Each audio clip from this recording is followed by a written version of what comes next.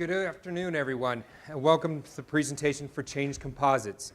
And at Change Composites, we are changing protection to change people's lives.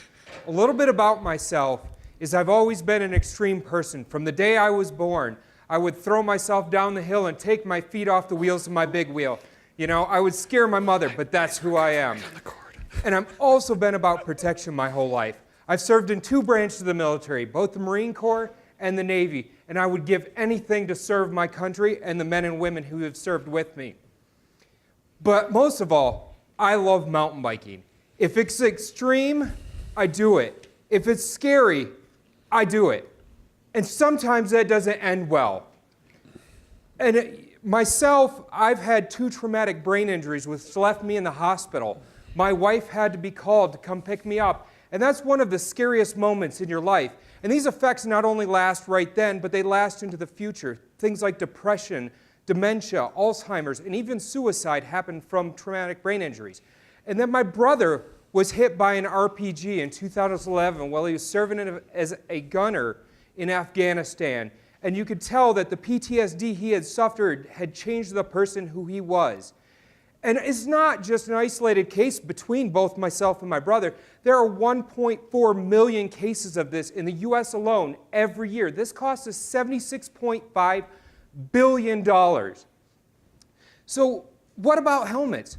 Current helmets are meant to protect against skull fracture, to keep it from splitting open. But they don't protect against traumatic brain injuries. They use the same thin polycarbonate shell, which can be brittle and break under impact. And then they're paired with a styrofoam that has only 20 to 30% efficiency before it starts breaking. And all that energy is transduced back into your head.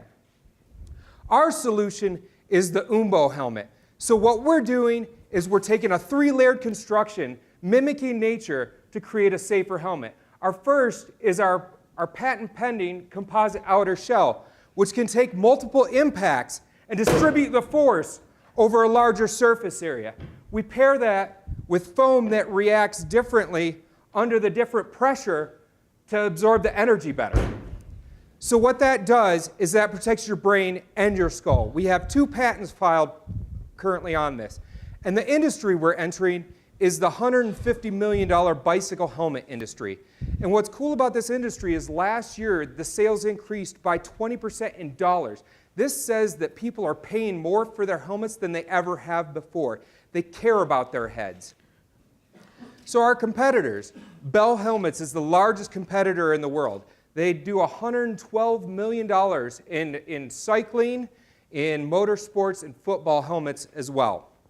And then POC, which was considered the safety standards, they were founded in 2007, and by 2012, they were already grossing more than $22 million.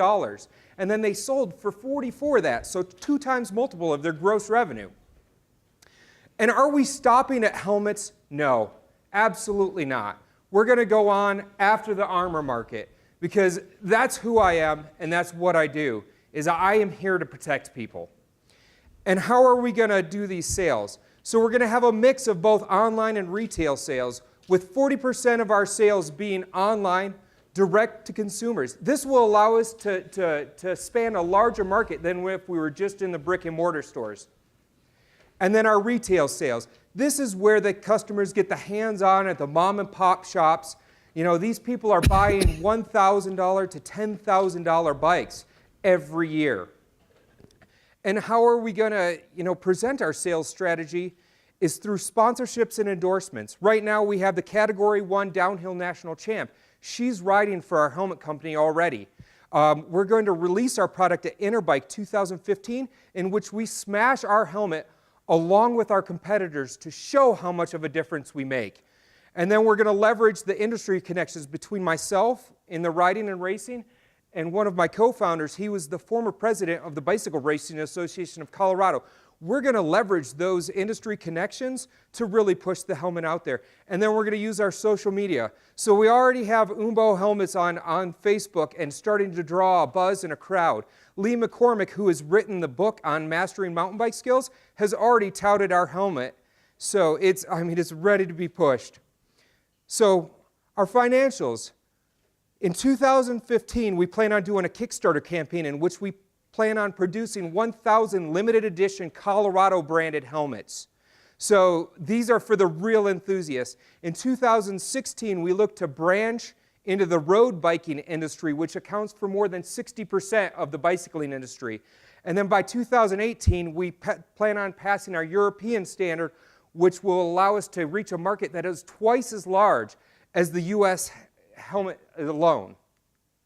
And what this means is, $17 million is great, but that means 100,000 lives every year that we can affect from keeping them in the hospital, from them waking up not knowing what's happening.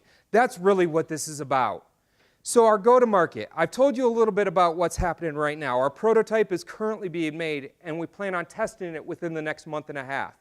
We're attending Interbike this year to show the kickoff of this helmet. And then we're developing the new helmets in the next 2 years. Our management team, as I said, I've got 11 years of experience in the military and 8 years experience in the cycling industry.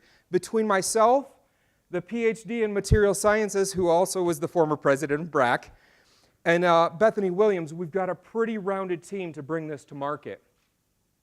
And the advisory board, we've got the dynamic duo of Alan Duck and Ben Walker, and they've done a lot with Business Foundation. Alan Duck has written 4 titles on business growth along with exit strategy, and they have been crucial in developing the company into what it is.